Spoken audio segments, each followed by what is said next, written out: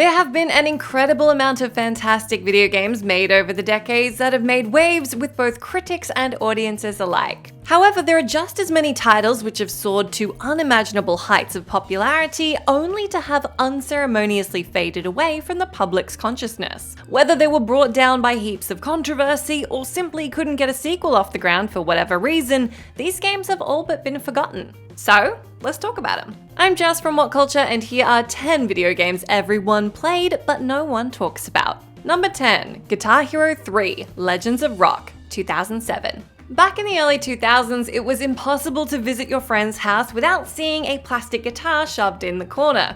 Or in the case of me and my brother's place, 3 plastic guitars which were all broken in various ways. Anyone who played video games at this time knows exactly what this was. Adorned with peeling stickers with the strap barely attached, if at all, this was the controller for Guitar Hero. Music rhythm games were an inescapable craze that took off with the launch of Guitar Hero back in 2005. However, it wasn't until the release of the 3rd installment where the genre properly came into its own. By pressing color-coded buttons on the controller's fretboard and strumming a clicky plastic bar in time with the song, players could play along to some of the most iconic rock tracks ever written. Moreover, fans could jam with their friends by playing the bass part in co-op, or they could participate in epic guitar battles. Guitar Hero and main competitor Rock Band continued to grow over the next few years, though neither series would quite recapture the glory days of mastering through the fire and flames on expert difficulty. After Guitar Hero failed to revive the genre, plastic guitars everywhere started to gather dust. Number 9, Skate 3, 2010. One video game craze that players thought would never die out was the skateboarding game, which kick-flipped its way onto the gaming scene with the release of Tony Hawk's Pro Skater in 1999, a title that has given anyone in their mid-20s major nostalgia. These early titles allowed players to experience the thrill of pulling off impressive tricks, but it wasn't until the Skate series came onto the scene that the genre really came into its own, and Skate 3 was the pinnacle of them all. By flicking and rotating the right analog stick to execute tricks, the Skate series revolutionized the genre. Moreover, co-op play, hilariously painful bails, and tough challenges helped make skating around the vibrant locations a genuinely fun experience. Unfortunately, that was all EA were willing to give us at the time, with the publishers saying the series had, quote, run its course, only 5 months after the game's release. This was the end of an era, with the final nail in the coffin being the awful and gimmicky Tony Hawk ride in 2015. However, with the remaster of Pro Skater and Skate 4 now confirmed, it seems it may not be the end of the genre after all. Number 8, Doodle Jump, 2009. There was a time when mobile gaming simply constituted of playing Snake on an old Nokia handset for as long as the battery could last. Whilst it was a fun enough way to kill some time, it would be some years until the mobile market would become what it is today. Enter Doodle Jump, a quirky little mobile title that took the world by storm when it launched in 2009. This mobile game was as simple as you could get. Players took on the role of a 4-legged alien known only as the Doodler. The goal was to bounce on a series of platforms to jump as high as they could while occasionally shooting at enemies. The higher you climbed, the harder the challenge became. Doodle Jump was accessible to everyone with a smartphone, or Nintendo DS or 3DS and Xbox 360, or happened across it at an arcade, and its popularity exploded.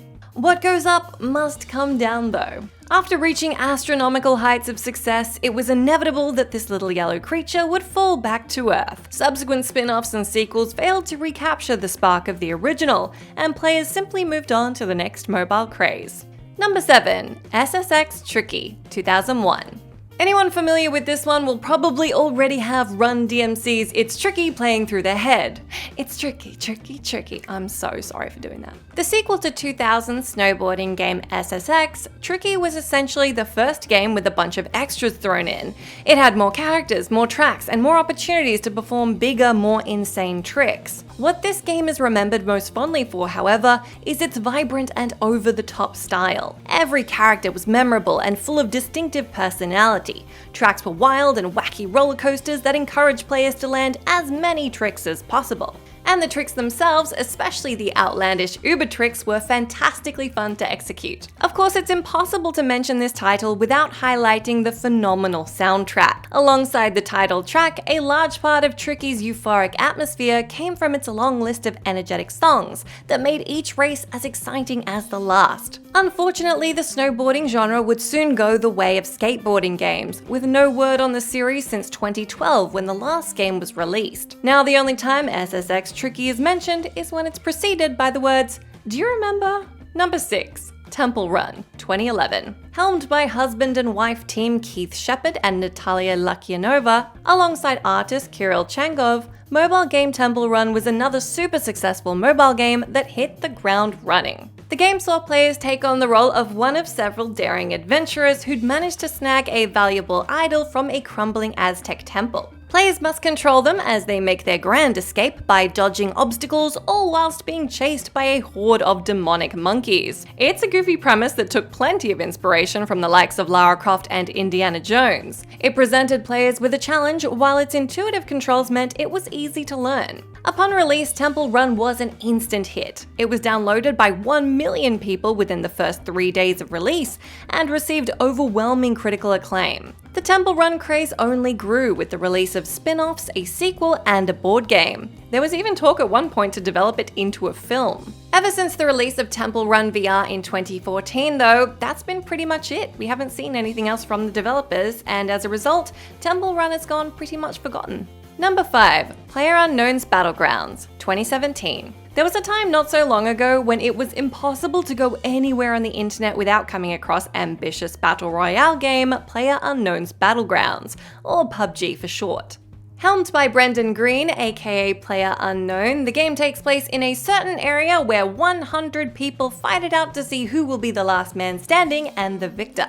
Meanwhile, the arena size is constantly shrinking, confining combatants in an increasingly small area. It's up to players to hunt for equipment and weapons to help them survive. Despite being an early access game, PUBG quickly became a global sensation. It was a tense and grounded game that tested a player's skill to survive to the end. Being greeted with the message, "Winner, winner, chicken dinner," was absolutely the ultimate badge of honor. However, a truly atrocious console port that was more broken than the alpha build, alongside the maligned implementation of loot box microtransactions, would lead to the downfall of this game's popularity. Though the game still has a dedicated player base striving to obtain that coveted chicken dinner, PUBG is nevertheless a game that's rarely mentioned. Games like Fortnite and Warzone have consequently filled that battle royale itch that PUBG helped to create. It was actually just announced at the Game Awards that PUBG is going free to play in January of next year. As to whether that's going to bring the name back into the limelight though, will remain to be seen. Number 4. Crazy Taxi, 2000. A fast and frantic driving game which dominated living rooms in the early 2000s when it was released on the Dreamcast, the Crazy Taxi series let players loose on city streets as a taxi driver with zero care for public safety or the highway code. Originally released as an arcade game in 1999, this one had a relatively simplistic yet somewhat addictive gameplay loop. Players would drive around a map, pick up eager passengers, and drive them to their destination as fast and stylishly as they could. The faster and more stylish the journey, the more points would be racked up. In short, Crazy Taxi was tons of fun. It was colourful, controlled well, and featured an exhilarating soundtrack that featured The Offspring and Bad Religion, though those were removed in later ports due to licensing issues. Despite becoming one of the best-selling games in the US, the series quickly ran out of fuel. Aside from a handful of portable and mobile games released over the next decade, the most recent being a business management mobile game in 2017, Crazy Taxi has become a fond memory to anyone who experienced the rush of being a taxi driver. Number 3. Flappy Bird, 2013. As far as mobile gaming fads went, you could argue that none was more prevalent or addictive than Flappy Bird. The premise was as simple and as self-explanatory as the title. Players were tasked to tap the screen to make the cartoon bird fly higher to navigate through an obstacle course of pipes. Make it as far as possible without touching any of the pipes to get the high score. The gameplay loop was genius in its execution. It was so easy to understand that anybody could pick it up and see what all the fuss was about for themselves. Likewise, retrying after an inevitable death took seconds, meaning that you could be moments away from breaking your high score. It was this just one more try mentality that made the game so addictive. Everybody knew that one person who claimed to have achieved a score so high that it was more ludicrous that they expected you to believe their obvious lies to begin with. Whether you were killing time on the train or an especially boring meeting at work, Flappy Bird has more than likely been installed on your phone at some point. Given how ubiquitous this game was, it's really weird that nobody seems to talk about it anymore. Number 2, The Simpsons Hit and Run, 2003. Over the decades The Simpsons has existed, the show that will never die has spawned an array of licensed video games over the years. While a lot of these games like The Simpsons Wrestling and Crazy Taxi ripoff, The Simpsons Road Rage were pretty terrible, there were a few gems in there too. The best remembered and probably most beloved of them all was unequivocally The Simpsons Hit and Run, which arrived on consoles in 2003. Taking place in a series of semi-open world levels, Hit and Run set players loose on a Springfield that was populated by fan-favorite characters, alongside an assortment of goodies to collect. It was The Simpsons as a scaled-down and more family-friendly spin on Grand Theft Auto, and it was just as insanely fun as it sounds. Each level would follow a similar formula which saw the player racing to collect objects, raging against the clock or other characters, or set to destroy other vehicles on the road. But thanks to incredibly funny writing and a plot which grew increasingly bizarre at every turn, nothing about this game became dull. While many fans have voiced a burning desire for a remake, it doesn't seem like we're going to be getting one anytime soon.